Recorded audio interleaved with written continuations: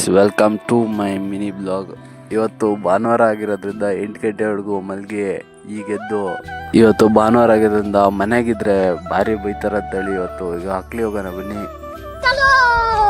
Guys. ಈಗ just ನಮ್ಮ ಹಕ್ಲಿ ಬಂದಿವಿ. ಈಗ ಇಲ್ಲಿಂದ ಡೈರೆಕ್ಟ್ ಕಾಣ್ತಿದೆಯಲ್ಲ, ಅದೇ ಚಂದ್ರವತಿ ಗುಡ್ಡ, ಅದ್ರ ಆಪೋಸಿಟೇ ಇರೋದು ನಮ್ಮ ಮಕ್ಕಳು. ಈಗ ಹೊರಗಡೆ ಹೋಗೋಣ ಬನ್ನಿ.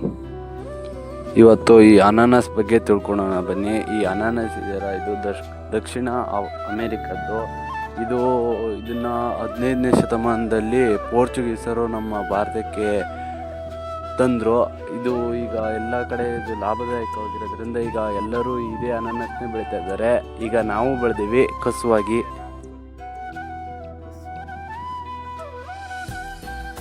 ನಮ್ದು ಇರೋದು ಇಷ್ಟೇ ಜಾಗ, ಆದರೆ ಅಲ್ಲಿ ಮೇಲ್ಗಡೆ ಜೋಳ, ಕೆಳಗಡೆ ಅನಾನಸ್ಸು, ಇಲ್ಲಿ ಅಡಿಕೆ, ಇಲ್ಲಿ ಕೆಳಗೆ ಬಂದರೆ ಇಲ್ಲಿ ಶುಂಠಿ ಹಾಕಿವಿ. ಯಾವ ಬೆಳೆನೂ ಬಿಡಬಾರ್ದು, ಎಲ್ಲ ಬೆಳೆನೂ ಮಾಡ್ತಿರ್ಬೇಕು. ಏನು ಲಾಸ್ ಆಗುತ್ತೋ ಲಾಭ ಆಗುತ್ತೋ ಗೊತ್ತಿಲ್ಲ, ಎಲ್ಲ ಮಾಡ್ತಾ ಇರ್ಬೇಕು.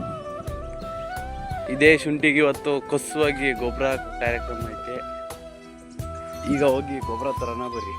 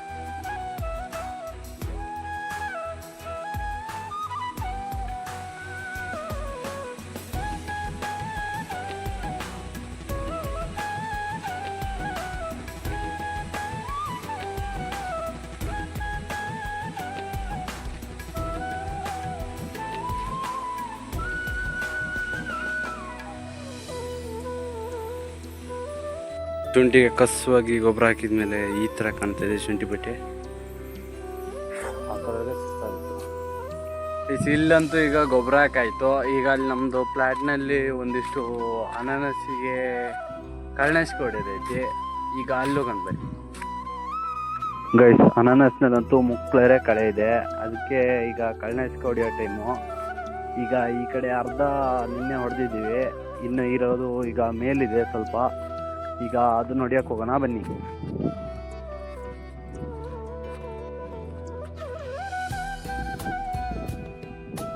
ಹೊಡಿಬೇಕು ಕಳ್ಳನಶಿಕೆ.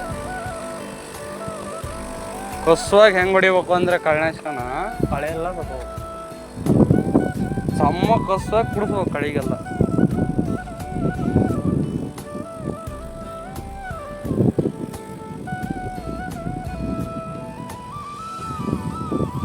ಇವು ಎಂತಾಗೈತೆ ಅದಕ್ಕೆ ಉಸ್ತಿ ಬಿಡಿ.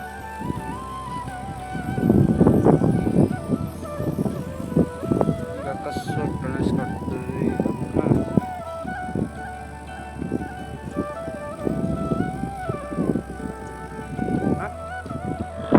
ಗೈಸ್, ಈಗ ಇವತ್ತಿಂದ ಎಲ್ಲ ಕೆಲಸ ಮುಗೀತು. ಕಳ್ಳನಶಿಕೆ ಹೊಡೆದಾಯ್ತು, ಗೊಬ್ಬರ ಹಾಕಾಯ್ತು.